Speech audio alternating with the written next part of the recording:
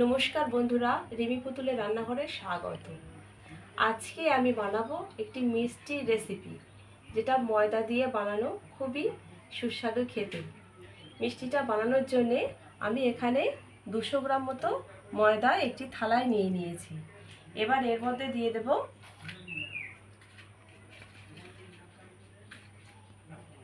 একটু baking powder,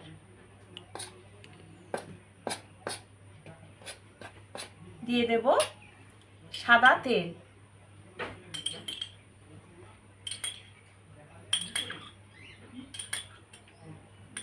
তেলটা দেওয়ার পরে খুব ভালো করে মাখিয়ে নেব। এবারে অল্প অল্প জল দিয়ে একটা মণ্ড বানিয়ে নেব।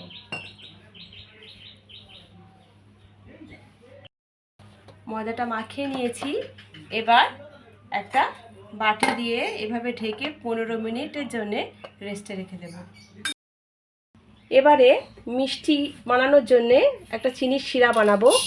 কড়াইতে দিয়ে দিচ্ছি 1 বাটি চিনি, আর দিয়ে দিচ্ছি ওই বাটিরই হাফ বাটি জল।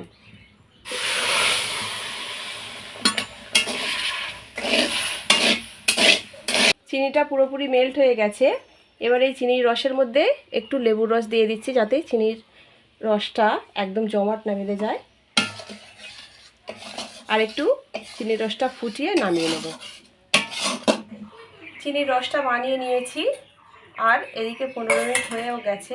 এবার এই ময়দা মণ্ডটা আর একটু হাত দিয়ে মাখিয়ে নিয়ে এর মধ্যে থেকে ছোট ছোট করে মিষ্টিগুলো বানিয়ে নেব হাতে।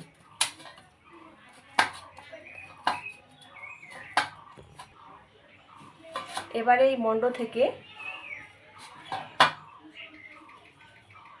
ছোট্ট করে লেচি কেটে নেব, নিয়ে হাতে এরকম একটু গোল করে তারপরে একটু এরকম লম্বা শেপ দেব।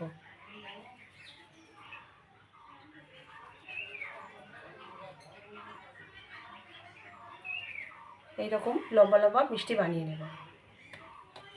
সব মিষ্টিগুলো বানিয়ে নিয়েছি, আর এদিকে কড়াইতে সাদা তেল দিয়েছি গরম করতে। তেলটা গরম হয়ে গেছে, এবার মিষ্টিগুলো ছাড়বো।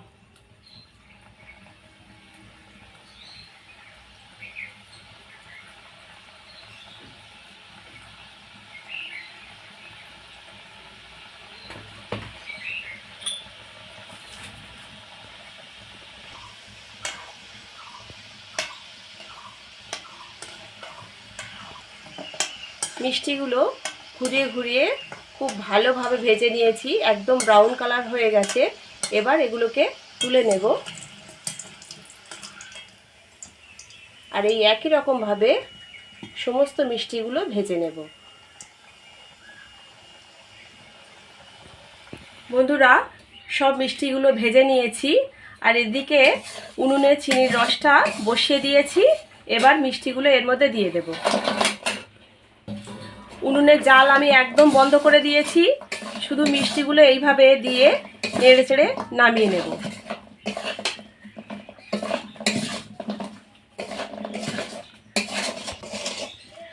বন্ধুরা, চিনির রসটা একদম মিষ্টির গায়ে শুকিয়ে এসেছে। এবার এটাকে একটা প্লেটে নামিয়ে নেব। তো বন্ধুরা, তৈরি হয়ে গেছে ময়দার তৈরি খুবই সুস্বাদু এই মিষ্টিটি।